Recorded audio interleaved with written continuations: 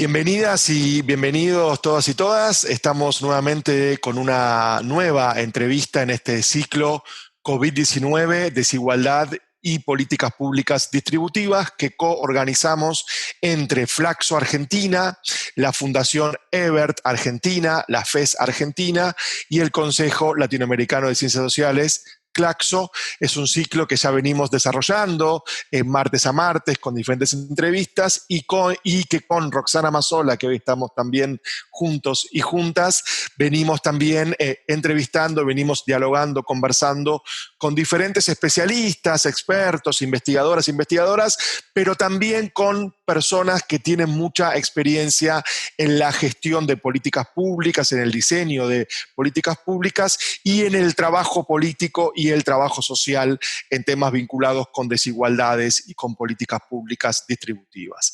En este caso, vamos a entrevistar, vamos a dialogar con Ati Cañete, con Rosa María Cañete, que todas la conocemos por Ati, que es investigadora asociada de Flaxo República Dominicana y que tiene una amplia experiencia en diferentes organismos internacionales, en diferentes instituciones, trabajando justamente cuestiones vinculadas con desigualdades, con capturas del Estado y con políticas públicas. Quizás su última o su más reciente experiencia en este tema fue en Oxfam y justamente hicimos entre Claxo, Oxfam y en este caso la FES, pero la FES Colombia, una convocatoria vinculada con investigaciones acerca de las capturas de los estados por parte de los grupos dominantes o de las élites. Así que es un placer, junto a Roxana Mazzola, con quien estamos hoy, poder conversar con Ati Cañete o con Rosa María Cañete. Muchas gracias por esta entrevista. Roxana, entonces, para que puedas iniciar la conversación. Gracias. Hola a todas y a todos, y a ti en especial, muchas gracias por darnos este momento para realizar una entrevista y tener un diálogo, como bien decía Pablo, sobre el tema de las políticas públicas distributivas y la agenda de la desigualdad. Y ahí, Ati, un tema que nos interesa conocer y saber tu punto de vista es qué es un Estado capturado por las élites y cómo se expresa esta captura ante el impacto del COVID-19 en los países de América Latina. Nosotros sabemos bien que en el último tiempo se viene dando forma y hablando sobre esta conceptualización de la captura de los estados, y bueno, quisiéramos que nos introduzcas un poco sobre qué significa esto y cómo se viene expresando en el último tiempo ante este impacto del COVID-19. Gracias, Rosana. Un verdadero placer poder hablar con ustedes y sobre todo de este tema que desde mi punto de vista está en el centro de los problemas y por lo tanto también en el centro de las soluciones que podemos encontrar no solo al COVID, sino también a las desigualdades históricas que se viven en la región latinoamericana. Bueno, el concepto de captura se ha venido desarrollando vinculado sobre todo por las preguntas de por qué el sistema democrático que ha costado tanta sangre en América Latina y que definitivamente se ha expandido ya en toda la región, tras décadas de implantación no ha conseguido avanzar de manera más determinante en la garantía de los derechos de las grandes mayorías, ¿no? Y a partir de ahí, y no solo eso, sino al revés, es decir, que muy a menudo se observa cómo los estados acaban desarrollando políticas que privilegian a unas élites con respecto a las grandes mayorías. Más allá, como si esto ocurriera de manera independiente al voto, ¿no? Es decir, ¿cómo es posible que en sistemas democráticos se aprueben políticas públicas que benefician a una pequeña élite por encima de los derechos de las grandes mayorías? Y a esto es a lo que se ha venido llamando captura. ¿Por qué ocurre esto?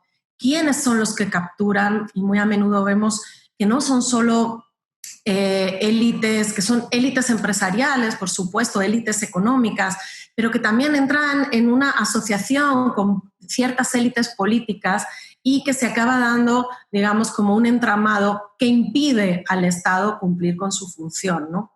Eso es a lo que se llama captura de los estados, ¿no?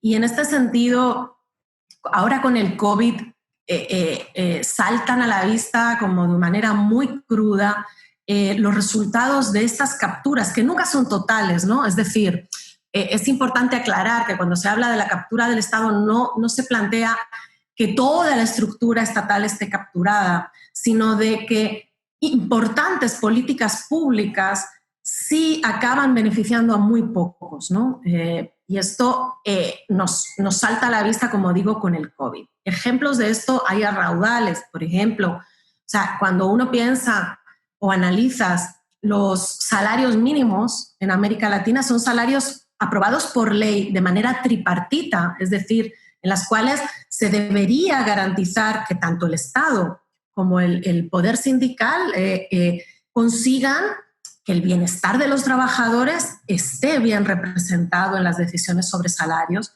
Y cuando miras los resultados de esas decisiones, te das cuenta de que la mayoría de los salarios mínimos en América Latina aprobados por ley no llegan a cubrir el salario de subsistencia mínimo. Es decir, entonces dices, bueno, ¿cómo puede ser que un Estado no sea capaz de conseguir que el salario mínimo, por lo menos, que un trabajador que trabaja por el salario mínimo no sea pobre, ¿no?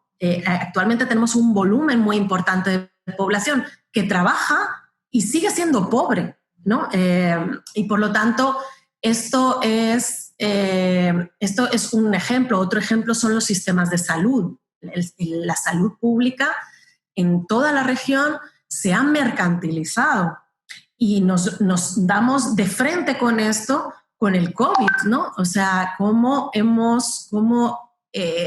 se ha priorizado el financiamiento de los sistemas de salud con un enfoque individual y mercantil, con un montón de sistemas de seguridad social totalmente mercantilizados, que acaban dando grandes beneficios a las aseguradoras, pero que no han transformado en nada la calidad de los servicios que recibe la población. Y vemos cómo los sistemas de salud pública en América Latina tienen un financiamiento en promedio de un 2.2% del PIB, cuando lo que dice la OMS es que debería ser de un 6%. Es decir, tendríamos casi que triplicar la inversión pública en salud, y esto no se ha hecho, mientras que los sistemas de seguridad social se han expandido en toda la región y tenemos aseguradoras haciendo muchísimo dinero de esta mercantilización de la salud pública.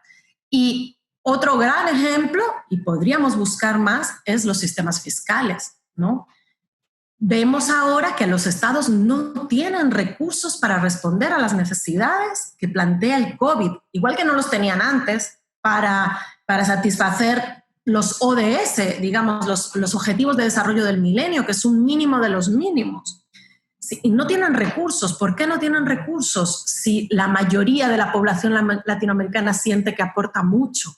Bueno, porque resulta que están basados en impuestos al consumo que paga todo el mundo por igual, de manera, por lo tanto, muy injusta, porque no hacen pagar más a los que más tienen, ¿no?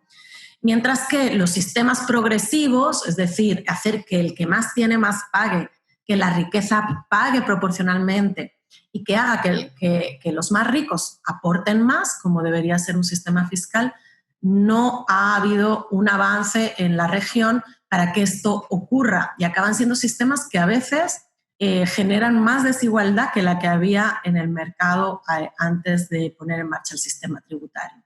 Y que tienen ganadores, por supuesto, ¿no? Tienen a los que más tienen con importantes privilegios e incentivos, mientras que la clase más empobrecida tiene que pagar un IVA cuando no tiene los recursos necesarios para poder pagarlo, ¿no? Entonces, son ejemplos, desde mi punto de vista, claros de qué hablamos cuando hablamos de captura.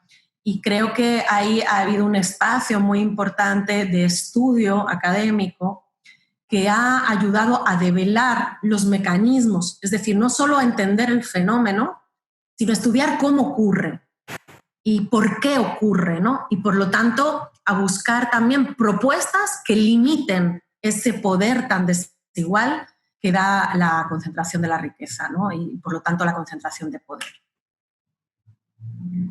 Qué interesante, Ati, todos estos puntos que vos comentás, uno relacionado al tema de los salarios mínimos, por un lado, como ejemplo muy puntual, y lo que refleja esto en términos de las capturas de los estados por parte de los élites, otro vinculado al tema de salud y los procesos de mercantilización, y lo que tiene que ver con algo central en la agenda presente y que viene para la región latinoamericana, como son todo el tema de los impuestos a las grandes fortunas. Y sobre esto quisiéramos preguntarte un poquito más.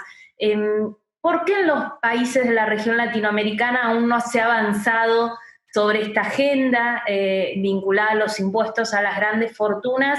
Y también cuáles son los mitos que muchas veces están relacionados sobre esto, y si podés hacer alguna referencia a qué debemos entender, también vinculado con la pregunta anterior, a la cuestión de la calidad democrática, ¿no? ¿Y qué significa esto? Bueno, definitivamente el avance de la tributación de la riqueza en la región es muy limitado. Actualmente, en América Latina, más del 50% de la recaudación en los países depende de impuestos al consumo.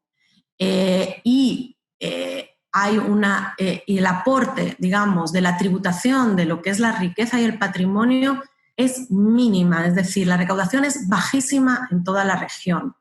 Otro tema central también que habla de la injusticia del sistema tributario es las rentas que genera el capital, es decir, una persona que tenga su dinero en un banco y que ese dinero le genera beneficios mensualmente, paga menos que una persona que invierta ese dinero para producir empleo o una persona que gane ese dinero a través de su trabajo con un empleo formal. Es decir, hay un privilegio a las rentas del capital por encima de las rentas del trabajo o de las rentas productivas, ¿no? Por lo tanto, esto es absolutamente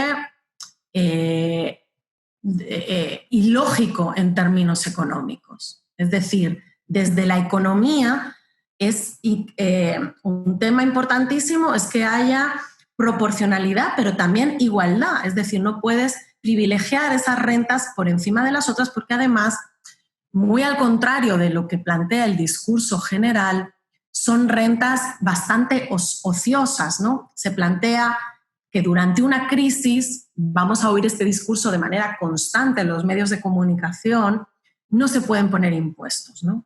Y vas a ver a muchos gobiernos de la región planteando que es una locura poner impuestos en mitad de una crisis, porque hay que estimular el crecimiento.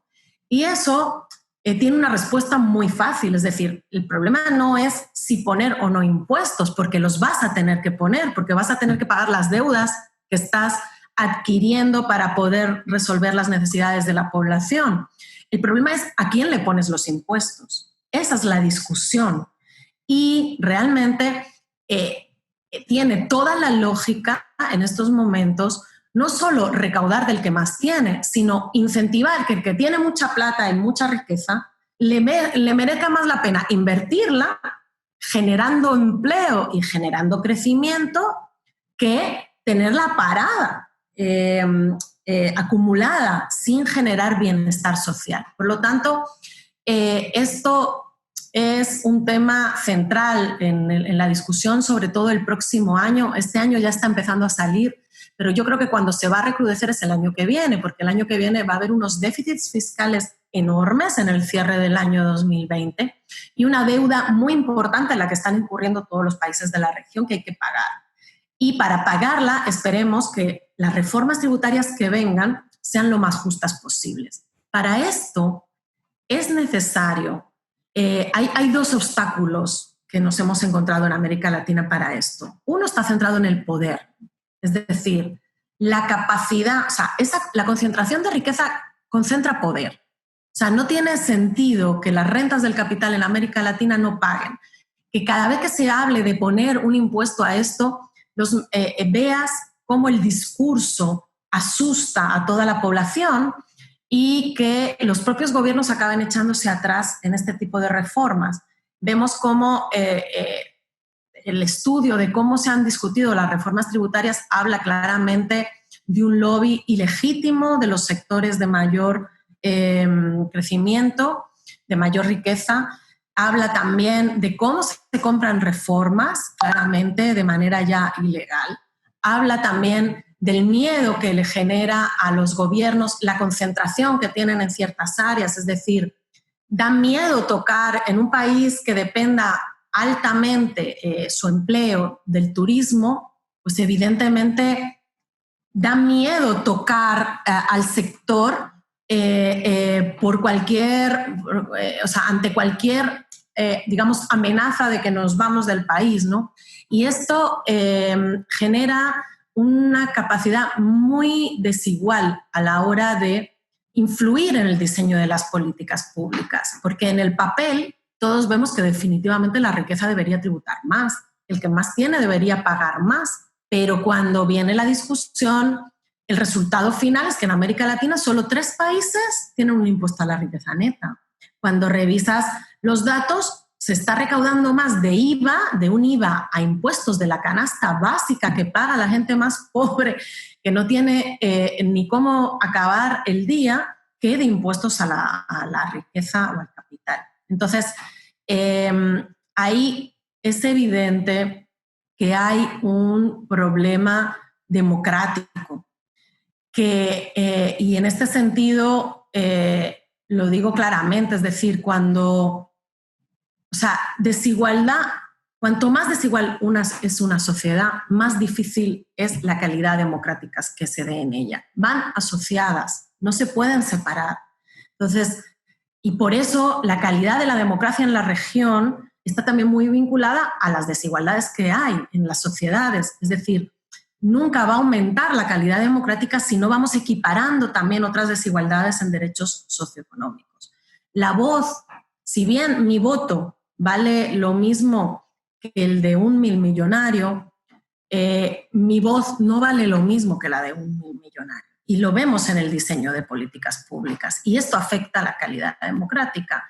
¿Cómo es posible que en América Latina, que es una región que crece, es una región que genera bastante movimiento, que ha generado mucha riqueza, todavía haya un 13% de los hogares que no tiene acceso a agua potable? ¿Cómo puede ocurrir que la democracia no haya garantizado ni el acceso a agua, ¿no? Esto nos habla de una debilidad del sistema democrático y esto hay que entender que solo será posible cuando se enfrente no solo la pobreza, sino también la desigualdad, porque la desigualdad acaba siendo una causa estructural de la pobreza y acaba siendo un obstáculo central para que funcione la democracia de una manera equitativa, ¿no? O sea, para que mi voz, la voz de cualquier persona de un barrio marginal de América Latina que dice no tengo agua, mi calle no está asfaltada, me mandes que me quede en casa, pero yo no tengo dinero ni para la cena de mis hijos, que su voz tenga el mismo peso en las decisiones de políticas públicas que la de un millonario que amenaza con sacar sus fondos del país si le hacen pagar por lo menos proporcionalmente lo mismo que paga esa persona del barrio marginal.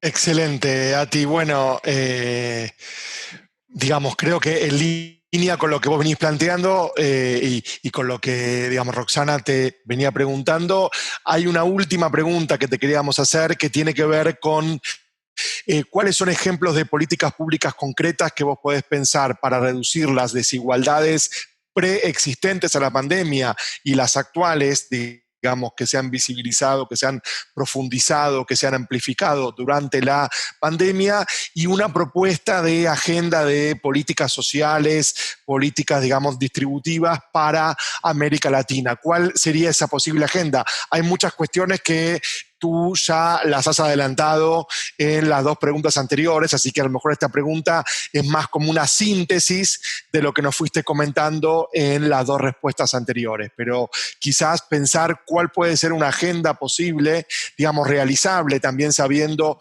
como tú decías, las diversidades regionales y de fondos o la falta de presupuestos en algunos gobiernos, una agenda entonces de políticas políticas públicas para este contexto. Perdón que hay una sonrisa porque parte del teletrabajo hay un perro que es mi perro que está atrás. Vamos a visibilizarlo porque, bueno, salió ahí atrás.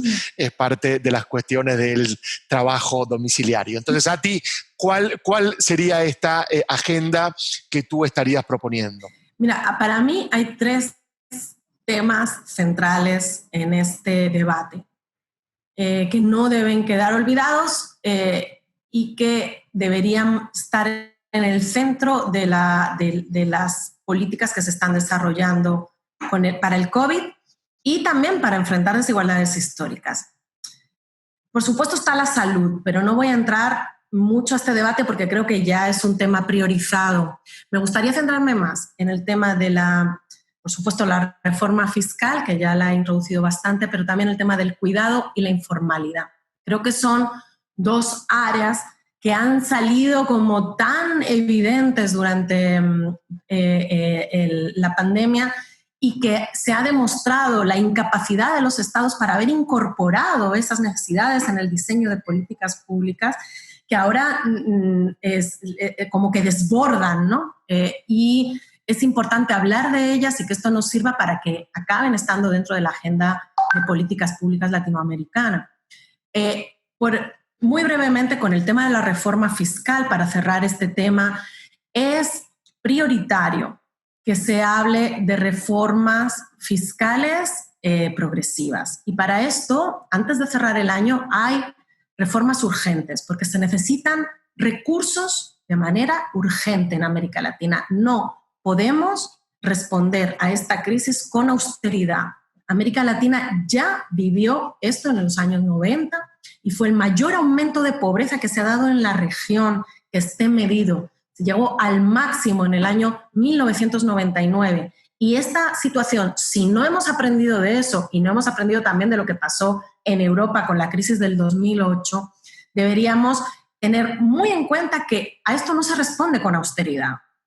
Se necesita un rol activo del Estado y necesitamos estados con recursos y con recursos bien utilizados. Entonces, por ahí viene una línea, que es todo el tema anticorrupción, es decir, que cada peso, que cada moneda que entre a las arcas del Estado sea utilizada para garantizar derechos. Esto es prioritario.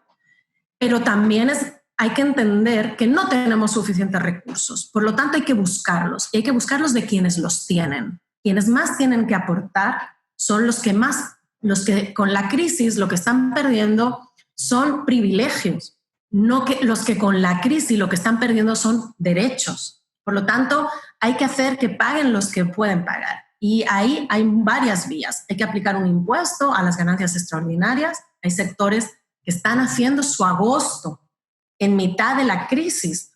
Y estos sectores deberían ser los que más aporten, porque es que casi están duplicando, están aumentando fuertemente las ganancias que ya tenían antes de la crisis y sería muy bueno que estos sectores aporten más. Esto es posible y se puede hacer con una reforma urgente y que antes de fin de año estos sectores se vean los beneficios extraordinarios que han tenido y sobre estos beneficios extraordinarios, no los anteriores, sobre estos beneficios extraordinarios que aporten un volumen importante para ayudar a los sectores que se han hundido y ayudar a la población que está cayendo en la pobreza.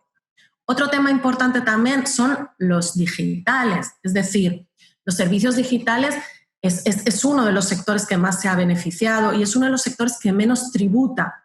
¿Por qué no tributa?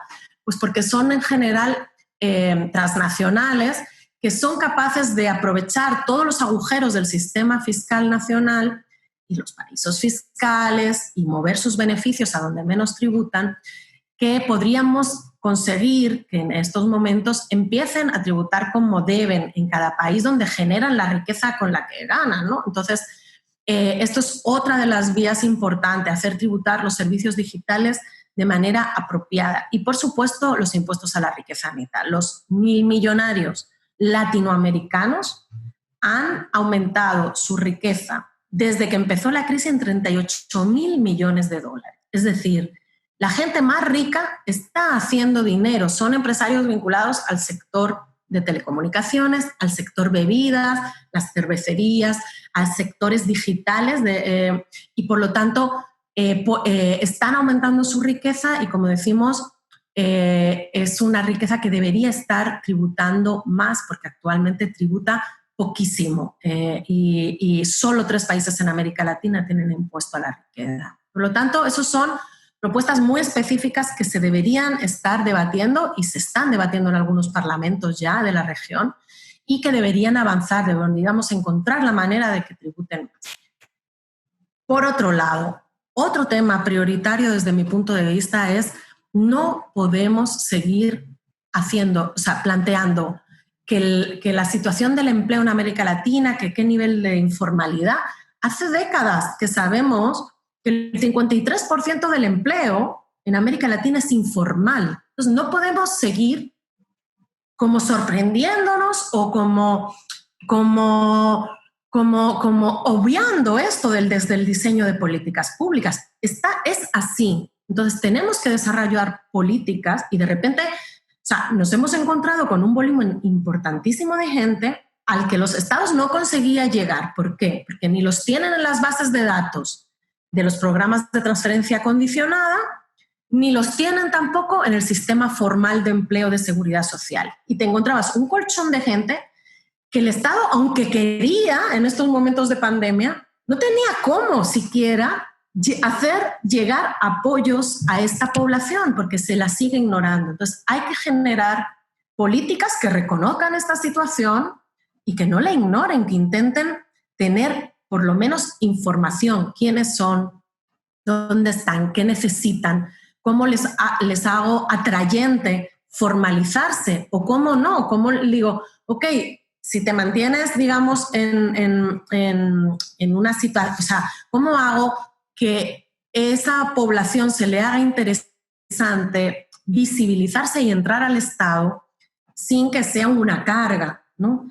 Y esto es necesario desarrollarlo. No podemos seguir teniendo al 53% del empleo totalmente ajeno a las estructuras estatales. Es decir, hay que afrontar esto y hay mecanismos. Un tercer tema que quisiera plantear es el tema del cuidado. Es impresionante cómo se invisibiliza el trabajo de cuidado. Se ha enviado en América Latina 113 millones de niños y niñas a sus casas, porque hay que protegerlos en una pandemia, totalmente de acuerdo. Pero nadie ha pensado en quién los cuida.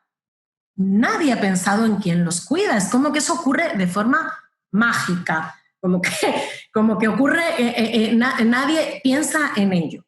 Y esto es una de las mujeres realizan en América Latina de un 67 a un 80 y pico % del trabajo de cuidado no remunerado que se realiza en los hogares, ¿no? Entonces, cuando esto lo ves y cuando envían a los niños a las casas, es absolutamente necesario que se acompañe con una política. Es decir, no puede ser que nos envíen a teletrabajar y a la vez a estar atendiendo porque necesitan atención los niños en las casas. Entonces, esto hace muy evidente que es imprescindible el desarrollo de políticas de cuidado. Por un tema, prioritariamente por las desigualdades de género que esto conlleva. Es decir, si es la mujer que asume las labores de cuidado, no, ahora mismo con el teletrabajo, evidentemente esa mujer va a ser incapaz de seguir el ritmo que le está exigiendo un empresario al mismo ritmo que se lo exige a otra persona que no tenga ninguna carga, sea en pareja, sea con familia o sin familia. Entonces, es muy necesario y ahí hay políticas muy concretas. Los estados latinoamericanos, algunos de ellos han puesto ya en marcha a políticas, por ejemplo, políticas de dispensa, es decir, que si 3 niños en casa de 0 a 10 años, el Estado tiene que cubrirte y poderte dar una dispensa, porque ahora tu trabajo es cuidar, porque no tienes otra posibilidad. Otra posibilidad también es cómo incorporar a las trabajadoras domésticas al sistema de seguridad social, y esta sería una gran oportunidad. Es impresionante cómo los programas de apoyo al empleo que se han desarrollado en toda la región ignoran el trabajo doméstico. ¿Por qué? Porque, bueno, es informal. Bueno, ¿por qué no generas una línea en la cual el Estado plantee a una familia que de repente tenga que contratar a una trabajadora doméstica que antes no la tenía, pero ahora tiene a los niños en casa, no puede trabajar si, ¿no?